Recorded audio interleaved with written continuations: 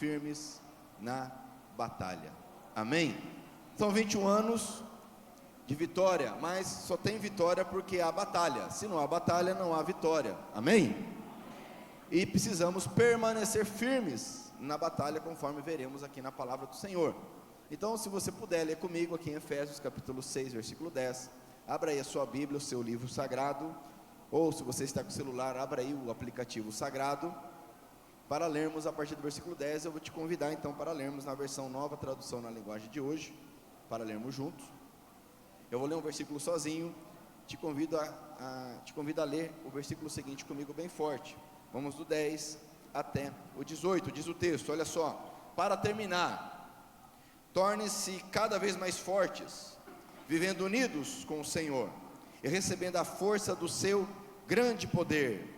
Leia bem forte: vistam-se com toda a armadura que Deus dá a vocês, para ficarem firmes contra as armadilhas do diabo, pois nós não estamos lutando contra seres humanos, mas contra as forças espirituais do mal, que vivem nas alturas, isto é, os governos, as autoridades, os poderes que dominam completamente este mundo de escuridão. Forte? Por isso, peguem agora a armadura que Deus lhes dá. Assim, quando chegar o dia de enfrentar as forças do mal, vocês poderão resistir aos ataques do inimigo, e depois de lutar até o fim, vocês continuarão firmes sem recuar. Portanto, estejam preparados, usem a verdade como cinturão, vistam-se com a couraça da justiça, juntos, e calcem como sapatos a prontidão para anunciar a boa notícia de paz. E levem sempre a fé como escudo, para poderem se proteger de todos os dardos de fogo do maligno. Vamos lá? Receba a salvação como capacete e a palavra de Deus como a espada, que o Espírito Santo lhes dá. Façam tudo isso orando a Deus e pedindo a ajuda dele. Orem sempre guiados pelo Espírito de Deus. Fiquem alertas, não desanimem, e orem sempre por todo o povo de Deus. Amém? Vamos orar? Glória a Deus, Pai maravilhoso, teu nome é santo, tu és soberano, tu estás assentado no trono, sobre os céus dos céus. O nosso desejo é que venha o teu reino, seja feita a tua vontade, Senhor. Esse culto nós fazemos ao Senhor, o Pai, o Filho, o Espírito Santo, o Deus Trino. Glórias ao Pai, glórias ao Filho, glórias ao Espírito Santo de Deus. Nós pedimos mais uma vez o teu sustento, a provisão, o pão nosso de cada dia. Que venha o teu sustento, ó Pai, sobre este ministério, sobre esta igreja, essa comunidade nesse dia, através da tua palavra.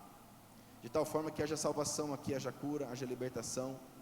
De tal forma, ó Pai, que teu nome seja glorificado e honrado, e o inimigo seja envergonhado, ó Pai.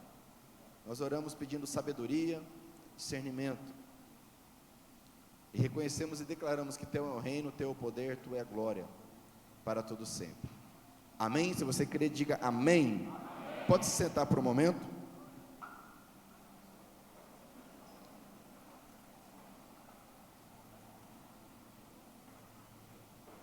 Fiquem firmes na batalha. Oh, aleluia. O apóstolo Paulo então aqui, após discorrer sobre a obra do Espírito Santo, a obra do Senhor Jesus, a obra do Pai, nos 3 primeiros capítulos dessa epístola, ensinando a doutrina correta, verdadeira, acerca da salvação, da redenção, do atual trabalho do Espírito Santo em nossas vidas. Capítulo 4, a partir do capítulo 4, ele traz ordens, orientações práticas acerca de como devemos nos comportar, viver, andar. Ele nos ensina a andarmos em sabedoria, em unidade, andarmos no Espírito, andarmos em amor, sempre buscando a graça, a misericórdia, o perdão e o poder do Senhor. E depois de trazer orientações práticas sobre casamento, sobre educação de filhos, sobre relacionamentos comerciais entre irmãos, agora ele traz a revelação acerca da luta, acerca da batalha. Ele vai então trazer à tona que existe uma batalha muito forte, que ela é constante, ela é real, não é uma analogia, não é uma figura de linguagem, E ele escrevendo isso a uma igreja que estava na cidade de Éfeso, a terceira ou quarta na época do Império Romano em tamanho, em influência, onde havia o templo da deusa Ártemis ou Diana, a Diana dos Efésios. Se você já assistiu ou sabe a história da Mulher Maravilha, né, aquela super heroína, ela seria a reencarnação, né, de Diana, ali na história da rainha dos Efésios. E ali em Éfeso havia o templo, uma das 7 maravilhas do mundo antigo, gigantesco, algo assim indescritível. E essa cidade era muito conhecida, assim como Corinto era uma cidade muito promíscua, muito idólatra, mas no sentido da imoralidade, do alcoolismo. A cidade de Éfeso era uma cidade de muita feitiçaria, muita invocação de espíritos malignos, de feitiçaria. Você vai perceber lá em Atos que quando ocorre a conversão e o avivamento em Éfeso, as pessoas iam ali e queimavam os livros em praça pública.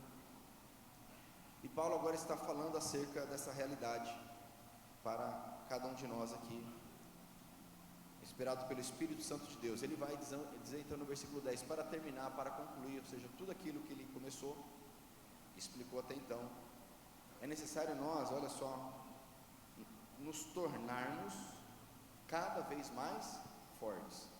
Então você perceba que existe aí uma evolução, deve haver um crescimento, onde nós vamos nos tornando cada vez mais forte. Por quê?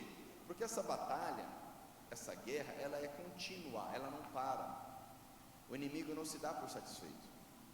É interessante porque quando Satanás ele tenta o Senhor Jesus, e o Senhor Jesus então com o poder da palavra vence ali o embate, a Bíblia diz que Satanás se afasta, e é interessante a expressão do texto, que diz lá em Lucas, então o diabo se afastou até o tempo oportuno, ou seja, ele não desistiu da batalha, ele não desistiu de assediar, de atacar o Senhor Jesus, ele não desiste,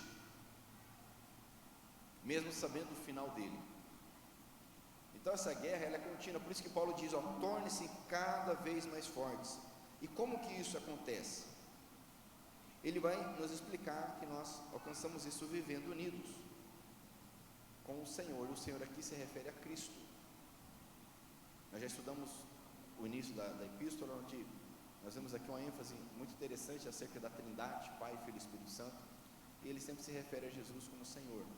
Então ele está se referindo a estarmos unidos com o Senhor. E do Senhor, então, por estarmos unidos com Ele, ou seja, não é apenas crer nele, não é apenas ter um momento com Ele, mas é viver unido, viver junto.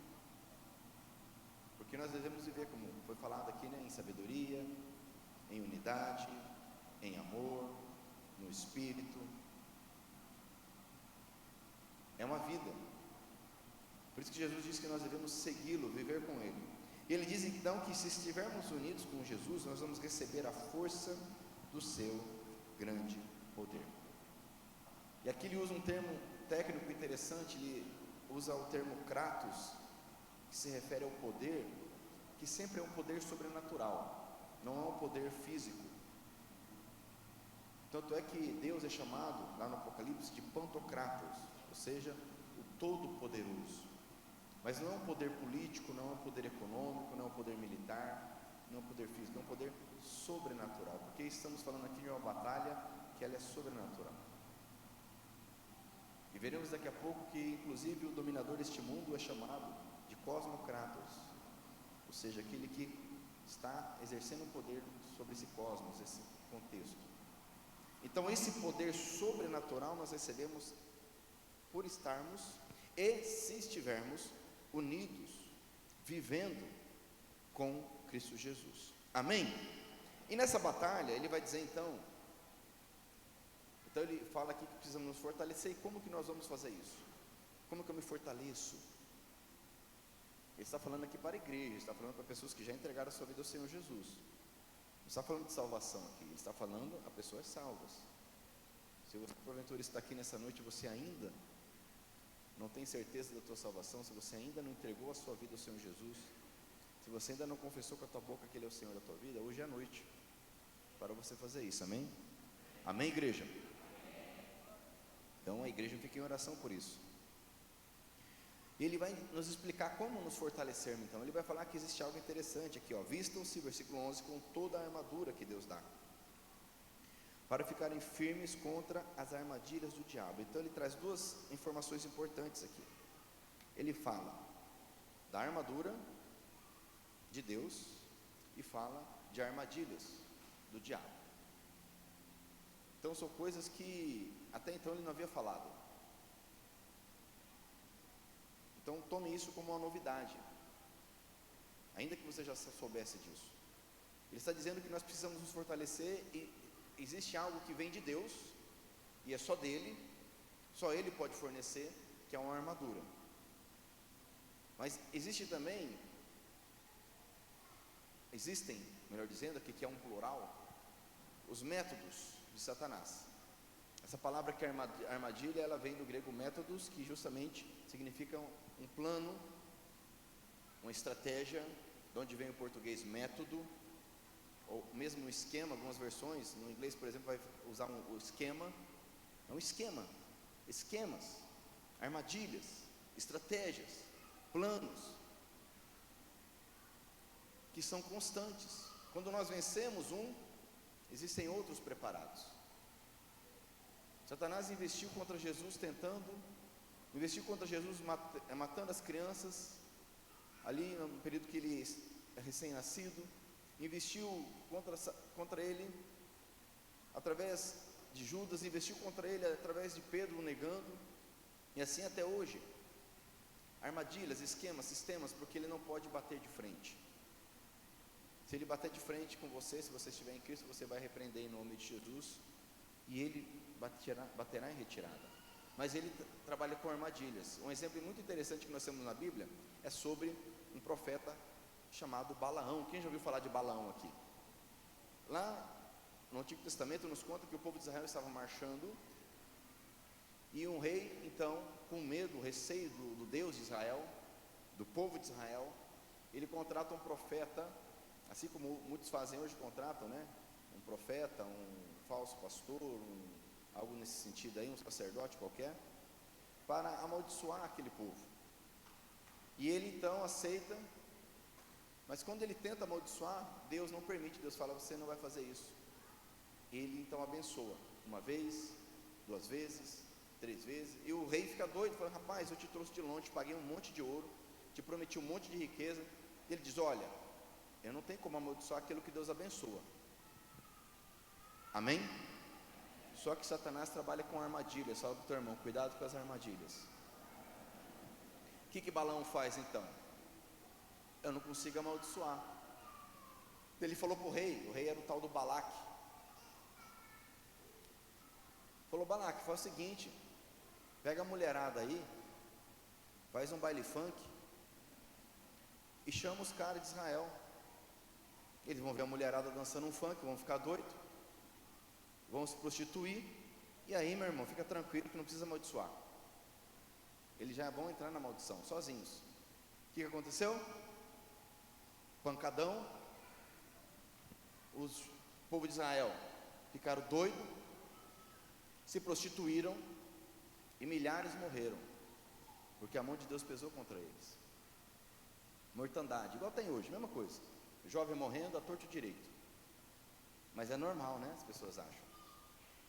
A Deus mata? Não, meu querido, é consequência das decisões e atitudes.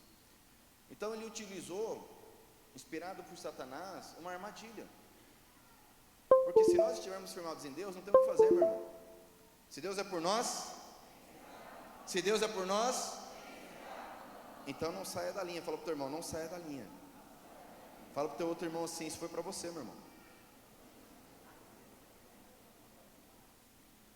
Então ele vai trazer essa revelação, continuando no versículo 12, falando dessa armadura, a panóplia, é fornecida por Deus, contra armadilhas, métodos. E ele vai continuar no versículo 12, trazendo a revelação: pois nós não estamos lutando contra seres humanos, mas contra as forças espirituais do mal, que vivem nas alturas, isto é, os governos, as autoridades e os poderes que dominam completamente este mundo de escuridão. E como que nós nos iludimos e nos enganamos, esquecendo que a luta ela é espiritual, não é contra pessoas. Há pessoas orando contra governante, contra a autoridade, contra o vizinho, achando que o problema é a pessoa. Não, meu irmão, é Satanás e seus demônios. E se tinha alguém que poderia falar que o problema era as pessoas, era Paulo, que inclusive estava preso aqui. Ele poderia falar: estou preso injustamente, vamos orar para Deus matar aí o imperador, né? Vamos orar para matar o carcereiro, vamos bolar um plano. Ele falou: a questão não é essa, a questão é espiritual. E nessa luta, é interessante que ele usa um termo aqui, que se refere a uma luta livre mesmo, agarrada. Ele não usa um termo militar, ele não está falando de uma batalha militar, está falando de uma luta agarrada, pegada. A luta com Satanás ela é de perto, porque ele nos assedia o tempo todo. Ele atua contra a nossa mente, ele atua de forma covarde, atuando contra os nossos desejos. Porque Tiago escreve que nós somos tentados por conta dos nossos maus desejos. E ele não me conhece, ele te conhece. O diabo me conhece, o diabo te conhece. Ele conhece todos os meus pontos fracos.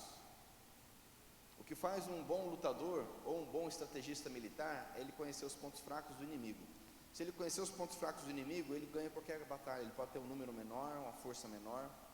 E Satanás conhece todos os nossos pontos fracos. Porque ele sabe tudo não, porque nós já revelamos para ele. Ele nos estuda. Eu estou com 45 anos, tem 45 anos que ele me estuda. Ele sabe, ele me observa. Está me observando nesse momento. Então a luta é muito próxima. E nessa luta, eu tenho que entender que eu não vou vencer com a minha força. É uma luta contra forças espirituais. E é pelo poder de Deus que eu vou vencer. Existe um esquema muito bem armado. Ele vai falar de autoridades, exúcias, vai falar dos arquês, que são os governos. E ele vai usar uma expressão muito interessante aqui: poderes que dominam completamente este mundo de trevas, de escuridão, que é o cosmocrator. Esse termo aparece apenas aqui. Paulo ele traz uma revelação acerca desse poder sobrenatural que atua nesse mundo, na cultura, na política, para nos enredar, para nos enganar, para roubar o nosso tempo. Se você acha que é de hoje que nós perdemos tempo, se você acha que é de hoje que nós não temos comunhão com Deus por conta de outras coisas, porque o mundo é muito corrido, não, isso sempre foi assim, porque existe uma luta muito bem elaborada, as iscas, os chamariz, as ideias, as filosofias, existe um sistema mesmo. Ele fala aqui, olha só, 3 graus pelo menos, ele fala de governos espirituais, autoridades espirituais, poderes que dominam completamente este mundo de escuridão. Por isso que Jesus foi muito claro: eu não sou desse mundo. E a Bíblia vai nos dizer muito claro que nós não somos desse mundo. Nós não somos daqui, nós somos peregrinos aqui. Cantamos agora há pouco, né, quando a igreja for arrebatada, amém? Quem crê no arrebatamento aqui? Porque nós não somos daqui, é simples assim. Mas nós vamos sendo seduzidos, enrolados por ele e acabamos pensando que somos daqui. E são poderes das trevas. E olha só, abra comigo a sua Bíblia em 2 Coríntios capítulo 4, onde o próprio Paulo ele vai trazer uma compreensão acerca dessa atuação das trevas.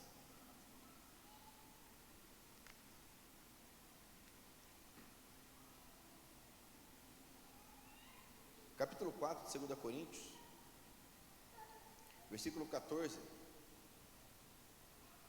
Diz assim, ó. É isso? 2 Coríntios 4, perdão, 4, versículo 4. Eu falei 14, né? 4. Olha só. 4:4. Eles não podem crer. Falando das pessoas que ainda não creram no Evangelho. Pois o Deus deste mundo conservou a mente deles na escuridão.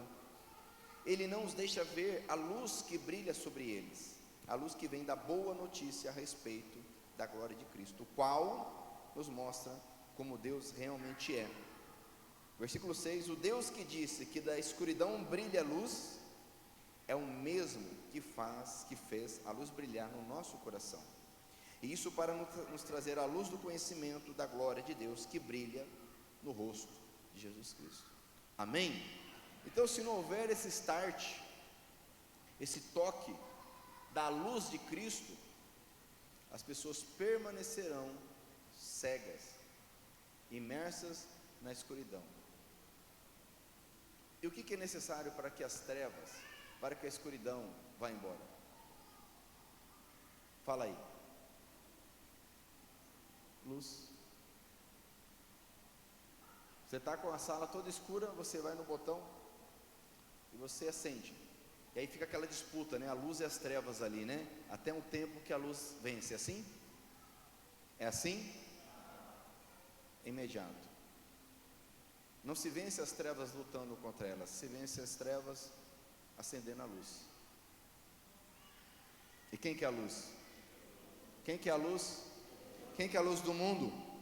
E através dele, quem é a luz do mundo? O sal e a luz? Os evangélicos. Não, meu irmão, que evangelho? Evangélico só está dando vergonha aí. Hoje eu estou de evangélico, né? Mas evangélicos só estão dando vergonha, meu irmão. É um atrás do outro. A luz é a igreja, fala a igreja. Tem evangélico que é a igreja de Jesus, mas nem todo evangélico é a igreja de Jesus. E já já a gente vai descobrir isso aí, porque virar o dono da igreja vai separar bode de ovelha. Fala para o teu irmão, fica ligeiro, meu irmão, que o dono da igreja está chegando. Tem muita gente aí achando que é o dono da igreja. E quando a luz vier, não tem o que fazer. É glorificar, louvar, adorar o Senhor, ou ranger os dentes de desespero. Que o Senhor nos ajude a permanecer firmes, amém? Qual que é o tema dessa mensagem? Firme na batalha, amém? Então ele vai dizer aqui, depois de trazer essa revelação da armadura, do inimigo, então para com essa loucura de ficar lutando contra pessoas. Para com essa loucura, achar que o problema é teu marido, achar que o problema é tua mulher. Para com essa loucura de achar que o problema é o governo, e vai orar. As pessoas achavam que o problema era Paulo.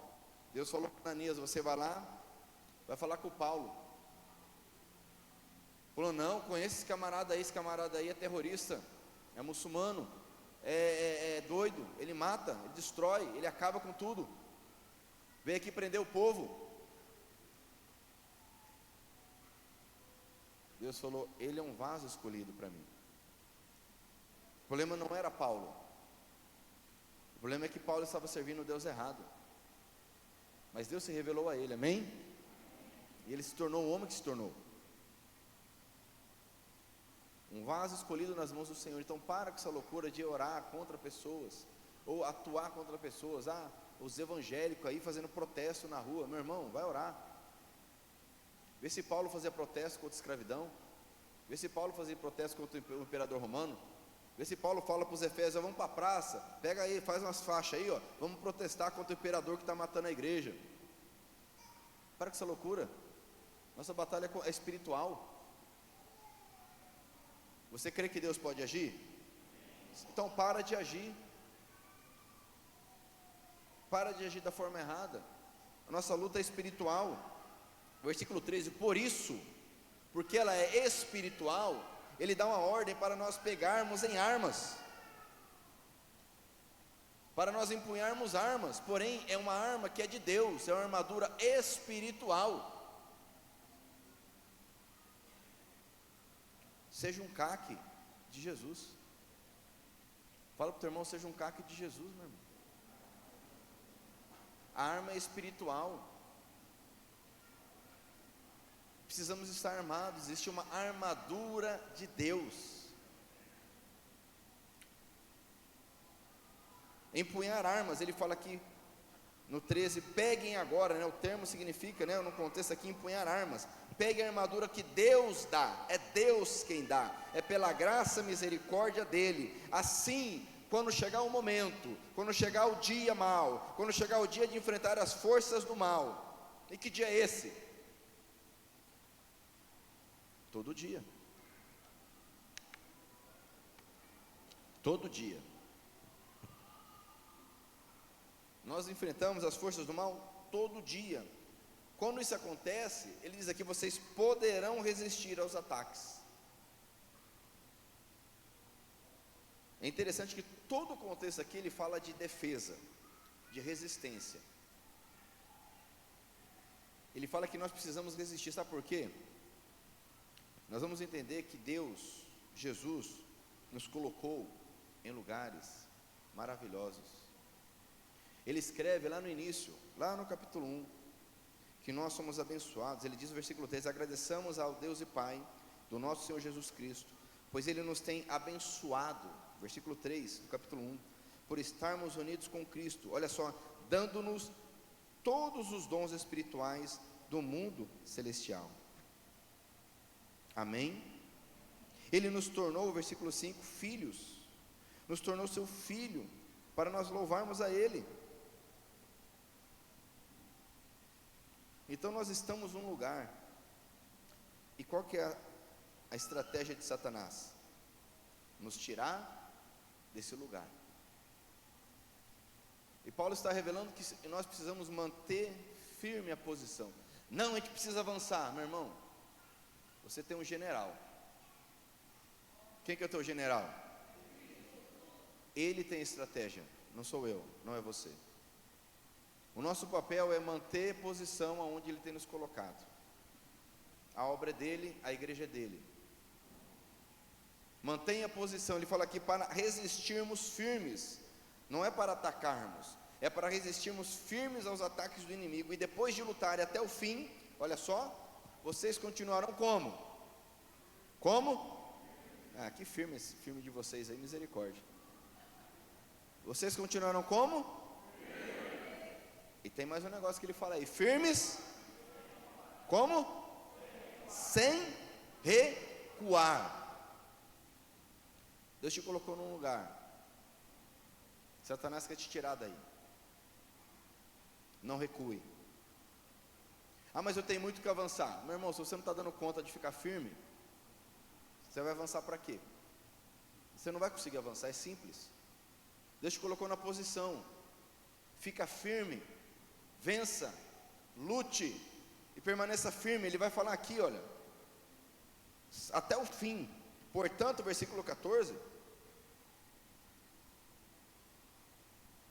estejam preparados, porque em todo o tempo, como eu disse, Satanás ele deixou Jesus até o momento oportuno. Você venceu hoje, glória a Deus, amém? Você acha que ele desistiu? Ele vai procurar um momento oportuno, pode ser amanhã, pode ser hoje ainda. Fique preparado, se fortaleça em Deus, vivendo unido com Cristo Jesus, empunhando as armas dessa armadura, fiel até o fim. Lá em Mateus capítulo 24, quando Jesus fala das últimas coisas, ele vai dizer no versículo 13, que muitos vão abandonar, muitos vão apostatar. Versículo 12, a maldade vai se espalhar tanto que o amor de muitos esfriará. Que é o que está acontecendo. Ah, sou evangélico, grande coisa. Grande coisa.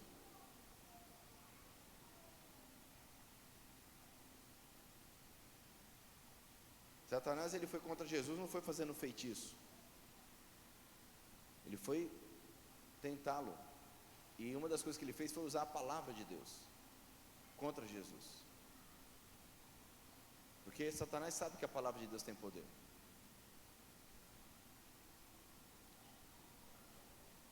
Agora muitos cristãos não sabem, não creem, não usam a palavra, não conhecem a palavra, não lê a palavra, não pratica a palavra. O amor já se esfriou. Diz aqui, ó, a maldade vai se espalhar tanto, que você tem visto todo dia a maldade, cada vez pior o mundo, que o amor de muitos se esfriará. O amor por Deus e pelo próximo, porque são ligados. O amor por Deus, presta atenção, muitos se enganam, não, eu amo a Deus. Você não consegue se relacionar, amar as pessoas, não consegue estar na igreja, porque não, adora em casa, porque a igreja é isso, a igreja é aquilo. Certa vez um homem chegou para Jesus e perguntou: mestre, qual que é o maior mandamento? E Jesus respondeu: sim ou não? Sim ou não? O que ele respondeu? Não falou sobre todas as coisas não. Falou para amar a Deus com toda a força, com todo o coração, com todo o entendimento, amém? É muito mais profundo o que ele falou. E aí terminou o que ele foi questionado, sim ou não? Perguntou qual que é o maior mandamento. Ele respondeu qual que é o maior, sim ou não? Mas Jesus, olha que interessante, ele fala de um segundo semelhante a este. Diga comigo, semelhante. E você já sabe também, que é amar o próximo. Ora, ninguém perguntou para Jesus qual que é o segundo mandamento. Mas por que ele falou? Porque é semelhante ao primeiro. Porque se eu não amo a Deus, eu não amo as pessoas. Se eu não amo as pessoas, eu não amo a Deus, porque o amor vem de Deus. E tem muitas pessoas que estão aí amargurado, magoado, não perdoa e acha que está em comunhão com Deus. Tem inimigo, tem inimigozinho, tem rixinha. Ai, não suporto fulano. Ai, não aguento nem ver a cara. Você acha que isso é cristianismo? A Bíblia fala para amar os inimigos. O cristianismo fala para amarmos os inimigos. Jesus ensinou isso. Então presta atenção, meu irmão. A maldade, voltando aqui em Mateus que eu estava falando, né? Mas no versículo 13, Jesus diz assim: mas quem ficar firme até o fim será salvo. É até o fim, meu irmão. Não importa se o amor de muitos está esfriando. Se você estiver unido com Cristo, você permanecerá aquecido por Ele, fortalecido por Ele, com o poder da força dEle. Quem crê, diga amém. Se não crê, não tem problema, vai acontecer do mesmo jeito. Nós devemos manter o território, voltando lá para Efésios, mantenha o território, não abandone a posição que Deus te deu. E para isso nós vamos então usar a verdade como cinturão. Ele vai trazer as peças da armadura. Primeira peça aqui, a verdade. E a verdade vai segurar tudo o resto. Porque o cinturão servia para isso. Permitir mobilidade, firmeza. É a verdade. Não é a fé que vai manter tudo. É a verdade. Diabo é o pai da mentira. Jesus é o caminho, a verdade e a vida. Cuidado, porque nós somos acostumados com a mentira. Nós somos acostumados com as meias verdades. Nós ficamos confortáveis com as meias verdades. Mas uma meia verdade é uma mentira inteira. Você pode dizer amém? Fala para o teu irmão, é para você essa mensagem aí, meu irmão. Uma meia verdade é uma mentira inteira, e nós somos acostumados com meias verdades. A primeira peça da armadura é a verdade. Sem ela vai cair tudo. Vai cair a espada, vai cair a couraça, vai ficar pelado. Aí vai ficar bonito no campo de batalha, pelado. Meu irmão, nós precisamos crer e viver, buscar a misericórdia de Deus para vivermos fundamentados na verdade que é a palavra de Deus. Ninguém fica firme se não estiver na verdade. Então rejeita da tua vida toda mentira, toda meia-verdade. Amém? Quem está entendendo, diga amém. Depois que nós estivermos então com esse cinturão, ou seja, cingidos com a verdade, vem a couraça da justiça. A couraça é o tórax, de onde inclusive vem o termo, né, no português, o tórax. A peça que protegia as partes vitais. E nós somos protegidos. Sabe por que Satanás não pode pôr a mão? Sabe por quê? Porque nós somos justificados por Cristo Jesus. Não é mérito nosso. Essa justiça é a justiça de Cristo. Jesus não pode nos tocar, não é porque nós somos os bonitinhos, não é porque nós somos os evangélicos, não é porque a gente não fala palavrão, não é porque a gente é de direita, não. Se bem que tem evangélico de esquerda também, mas hoje em dia é tudo normal. Não, vamos defender a liberação de droga, né? Vamos defender aborto, vamos defender, né? Passar a mão na cabeça de bandido. Está tudo certo. Mas perceba que nós somos justificados é pela graça e misericórdia de Deus. Se nós temos uma proteção contra Satanás, é porque ele olha para nós e não vê a nós, ele vê Cristo. Paulo diz aos Colossenses, escreve aos Colossenses dizendo que nós estamos escondidos em Cristo Jesus, amém? Você já entendeu isso, meu irmão? Nós estamos, ou talvez você não soubesse disso, precisamos ler a Bíblia. Diz, nós estamos escondidos em Cristo. O Satanás olha, ele não te vê, ele vê Cristo.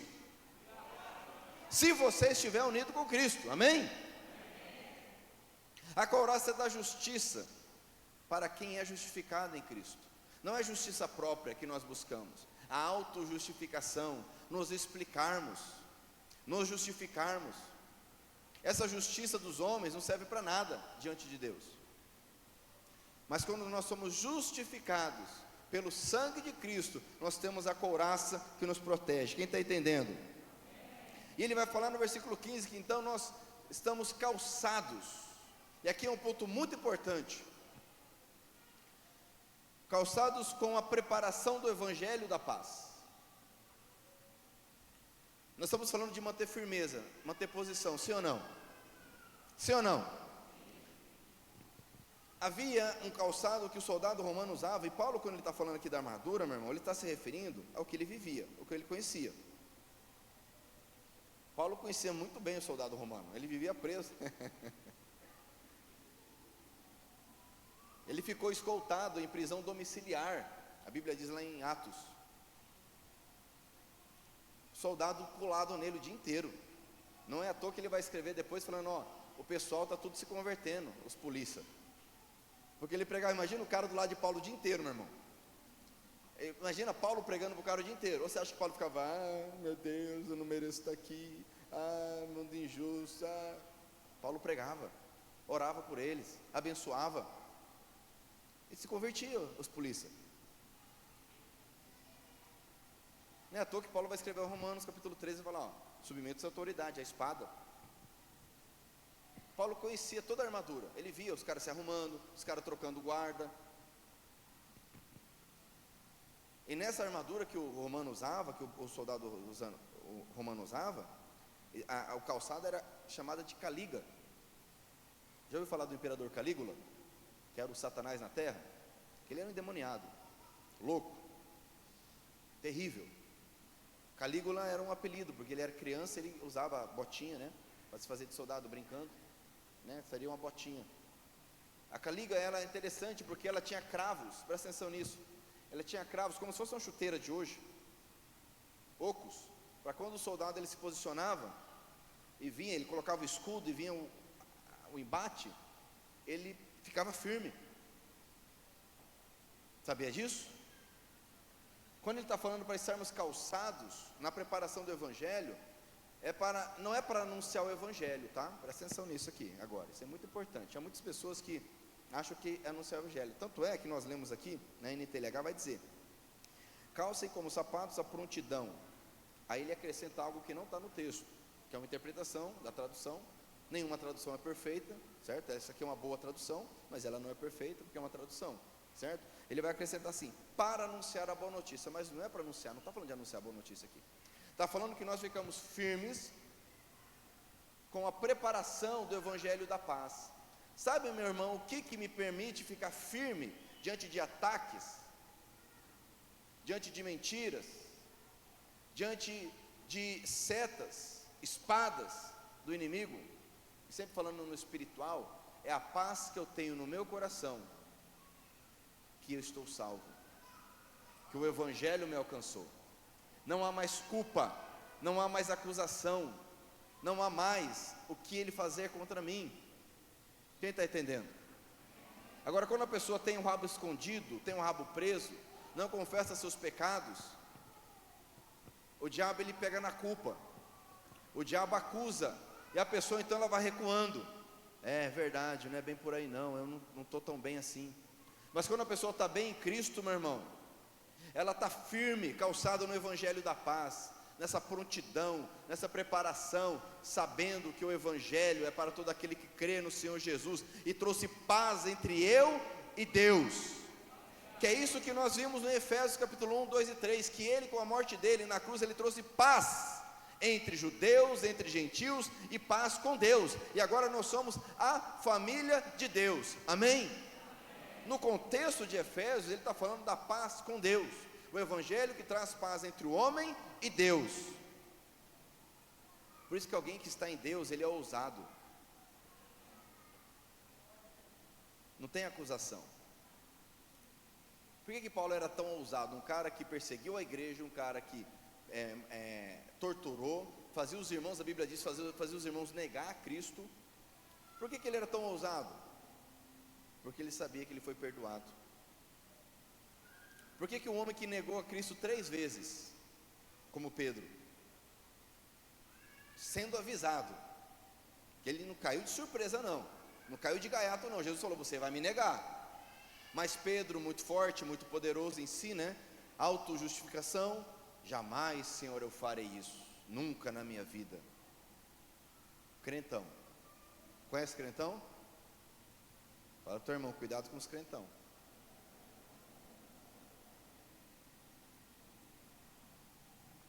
Pedro negou, mas ele foi curado por Jesus. Lá na beira do lago, depois que Jesus ressuscitou, Jesus teve a conversa de homem para homem, olho no olho, e curou Pedro. Você acha que nunca ninguém falou, rapaz, você negou Jesus 3 vezes, você quer pregar para mim? Como é que você acha que Pedro teve a ousadia de chegar diante do Sinédrio, conforme está lá em Atos, com tanta ousadia, os caras sabendo que ele negou Jesus? Porque ele sabia, ele tinha paz. Meu irmão, se você não tem paz, minha irmã, se você não tem paz, se ainda a culpa te pega, você precisa crer no evangelho, se arrepender, confessar teu pecado, para que essa paz te permaneça, ou melhor, te permita permanecer firme, calçado com esse evangelho maravilhoso, da paz, da alegria, da comunhão com o Senhor, amém? Você pode dar um glória a Deus? Aleluia! Olha só, vamos pegar aqui Efésios 2, para a gente entender isso melhor, capítulo 2, versículo 1 vai dizer assim, antigamente, por terem desobedecido a Deus, por terem cometido pecados, vocês estavam espiritualmente mortos. Olha que ele continua falando, naquele tempo vocês seguiam o mau caminho deste mundo, faziam a vontade daquele que governa os poderes espirituais do espaço, o Espírito que agora controla os que desobedecem a Deus. E Paulo se coloca na situação, ele fala, de fato, todos nós éramos como eles, e vivíamos de acordo com a nossa natureza humana, fazendo o que o nosso corpo e a nossa mente queriam, assim, porque somos seres humanos como os outros. Quem é ser humano aqui? Quem é ser humano aí? Amém? Assim, porque nós somos seres humanos como os outros, nós também estávamos destinados a sofrer o castigo de Deus, filhos da ira, diz o texto no original. Agora lê comigo o versículo 4, bem forte, com fé e gratidão, vamos lá? Mas a misericórdia de Deus é muito grande, e o seu amor por nós é tanto, Olha só, meu irmão, glória a Deus, que quando estávamos espiritualmente mortos por causa da nossa desobediência, Ele nos trouxe para a vida que temos em união com Cristo. Pela graça de Deus, por estarem unidos com Cristo, vocês são salvos. Amém?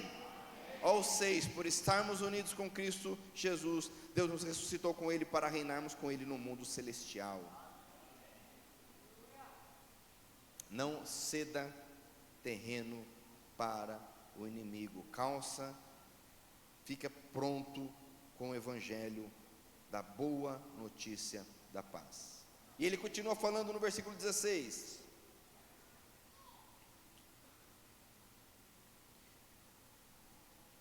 levem sempre a fé como escudo, para poderem se proteger de todos os dardos de fogo no maligno. É interessante ele usar o evangelho da paz, e nós nos preparamos para a guerra com o evangelho da...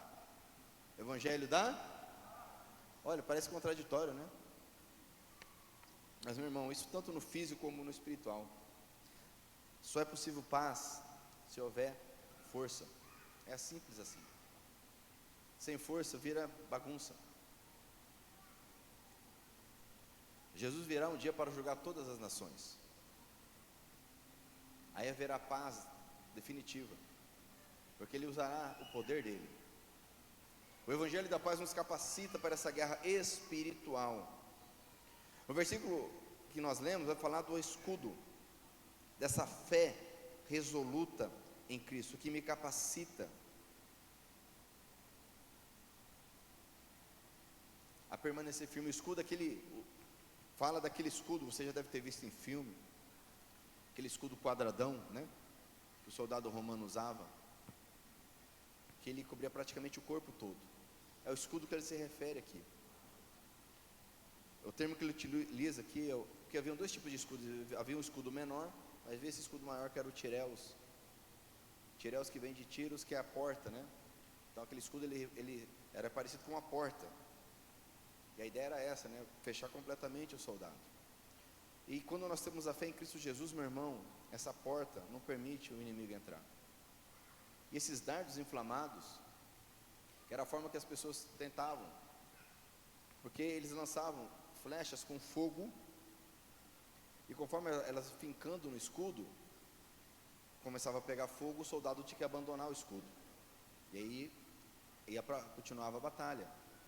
Alguns encharcavam, né, o couro ali do escudo, para que quando a flecha pegasse e apagasse, mas chegava um ponto que ele tinha que abrir mão do escudo. Mas a nossa fé resoluta, ela apaga, diz o texto, ela apaga esses dardos, essas flechas, esses projéteis que Satanás lança contra nós, através de pessoas, através de ideias, através de situações, que se nós permitirmos, isso entra em nós, nos fere, nos machuca, e vai minando a nossa força espiritual. Mas com a fé em Cristo, nós somos protegidos. Amém? Agora eu te pergunto, de onde vem a fé?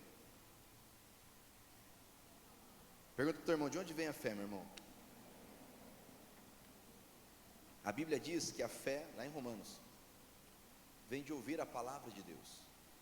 Você precisa ter a palavra de Deus na tua mente, no teu coração, para que a tua fé seja forte. Fé não é crendice.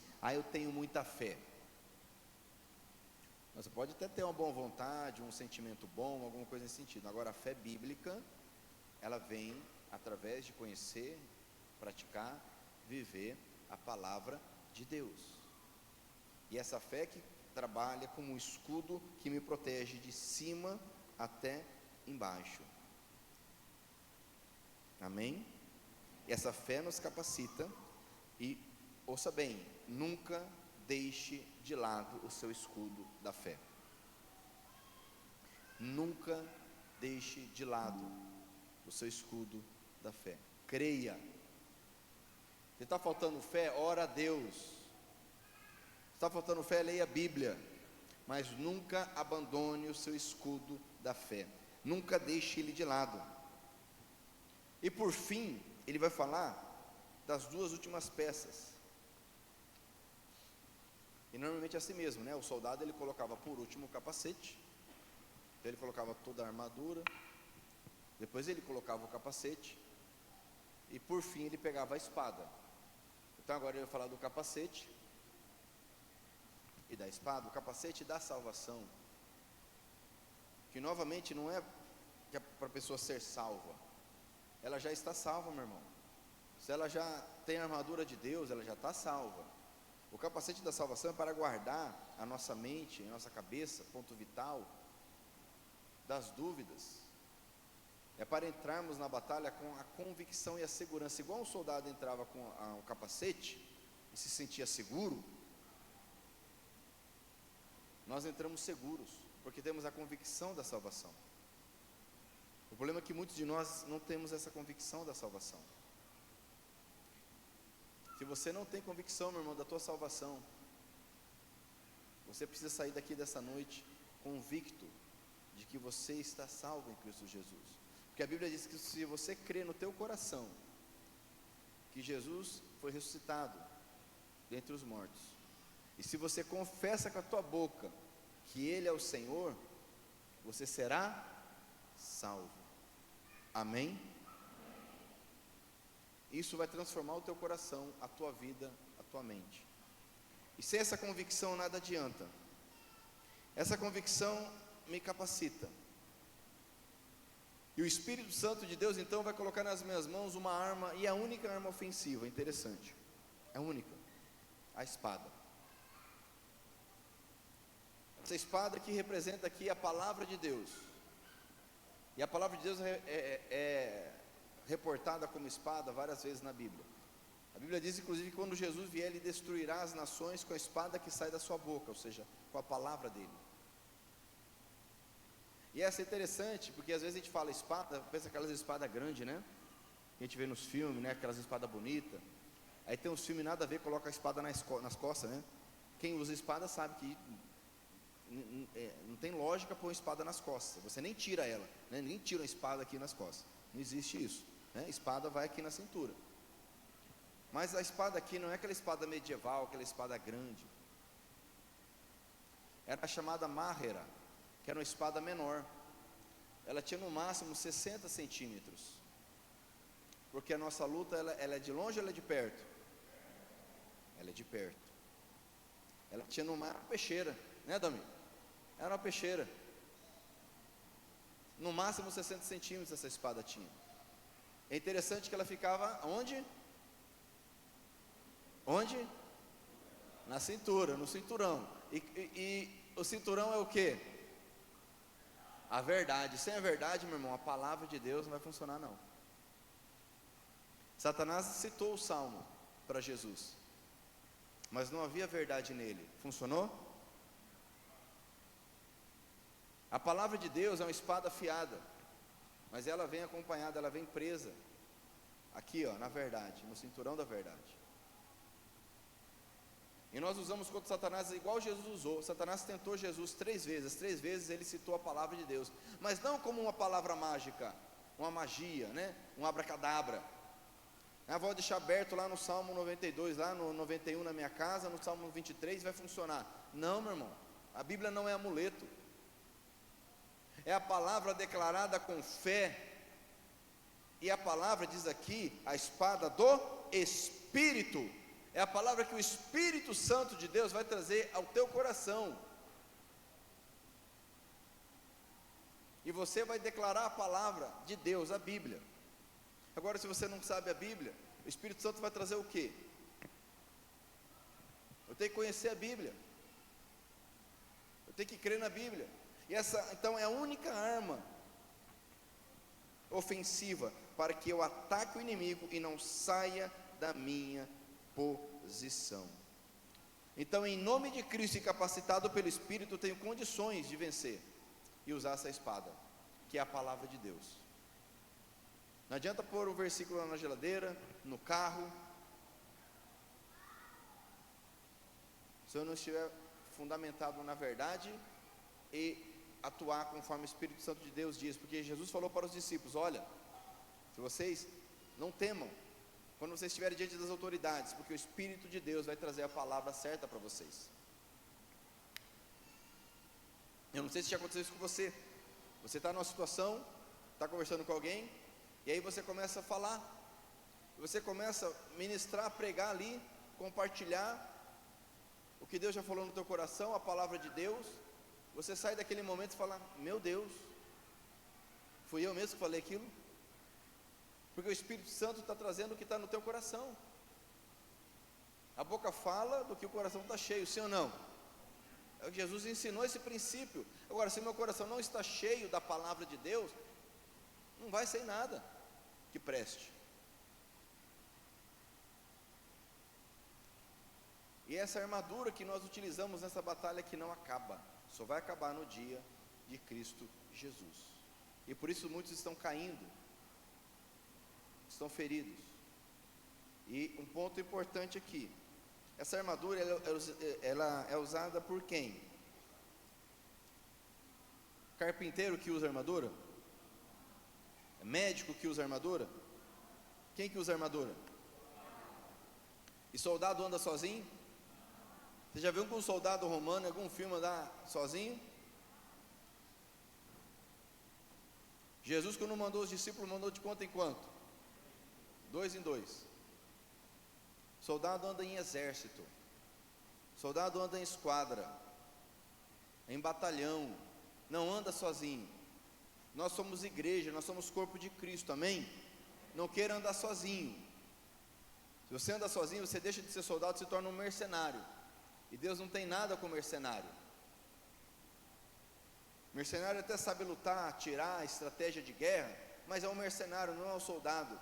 Porque o soldado anda junto, é corpo, é equipe, é exército, tem comando, tem um general, tem orientação. Não vai como quem vai para as Guaviras, como diz o profeta Macena. Sai fazendo o que acha que está bom, com a espadinha, né? A espadinha. Sai diabo, sai diabo. Não, meu irmão, para com isso.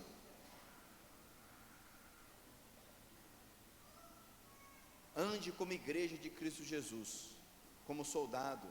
Soldado não anda sozinho. E para encerrar, o versículo 18, ele vai trazer um método. Ele falou da armadura. Ele falou que nós temos que estar firmes, fortalecidos em todo o tempo, por estarmos unidos com Cristo Jesus. Como fazemos isso? Com a armadura. Tá, estou forte, estou renovado, estou com a armadura. E agora, qual que é o método que eu vou utilizar? Ele vai dizer no versículo 18, olha só: façam tudo isso. Leia comigo o versículo 18 bem forte, vamos lá? Vamos lá? Façam tudo isso orando a Deus e pedindo a ajuda dele. Orem sempre, guiados pelo Espírito de Deus. Fiquem alertas, não desanimem. Orem sempre por todo o povo de Deus. O método é vigiar e orar. Vigiar e orar. Você percebeu que nesse versículo ele fala orando a Deus e pedindo a ajuda dele. Orem sempre. E depois ele fala não desanime e orem sempre. Ele fala 4 vezes nesse versículozinho. Para quem não entendeu, lê uma vez, lê 2, lê 3, lê 4, para ficar claro que não é a minha força, não é o meu conhecimento, não é a minha capacidade, é a oração. E vigiando. Ele diz: fiquem alertas. Porque é um ciclo, meu irmão. Jesus falou para os discípulos: fiquem alertas, vigiem, orem, vigiai e orai. Olha que interessante, a oração, ela leva a vigilância. Presta atenção nisso. A oração leva a vigilância. A vigilância mantém os crentes em oração. É um ciclo. Porque se eu oro, eu vou começar a vigiar. E se eu estou vigiando, eu começo a perceber o perigo. Se eu percebo o perigo, o que eu faço? Eu oro. Aí eu estou orando, eu estou vigiando. Aí eu estou vigiando, eu vejo o perigo. Se eu vejo o perigo, o que eu faço? Agora, se eu não oro, eu estou panguando. Não percebo o ataque, não percebo a aproximação, não percebo a armadilha, não percebo o método, não percebo o esquema. E eu não estou vigiando, fatalmente não vou orar. É um ciclo. Se não estamos vigilantes, não enxergamos os perigos e dessa maneira não vemos a necessidade de orar. Por que muitos não oram? Porque não vê a necessidade, simples assim. Está bem. E de fato, se você olhar, está bem mesmo. Só que eu engano. Igual a igreja de Laodiceia, Jesus falou para eles o quê? Vocês falam, né? Somos ricos, bem vestidos, né? Estamos abafando, muitos seguidores, muitos likes, tal. O que Jesus fala? Seus panguão, vocês são miseráveis. Vocês estão nus, estão cegos, vai perder a conta. Compre de mim ouro, ele fala. Busque de mim remédio para os olhos. Não estava mais orando porque não precisava. Fala para o teu irmão, você precisa orar, meu irmão. Fala assim, nós precisamos orar. Assim como guerras nucleares não podem ser vencidas com fuzil, numa guerra nuclear, o exército tem os melhores fuzis. Vai adiantar alguma coisa? Na batalha espiritual, meu irmão, sem oração é a mesma coisa. Precisamos orar mais. Se você quer orar comigo, fique de pé. Precisamos manusear essa armadura.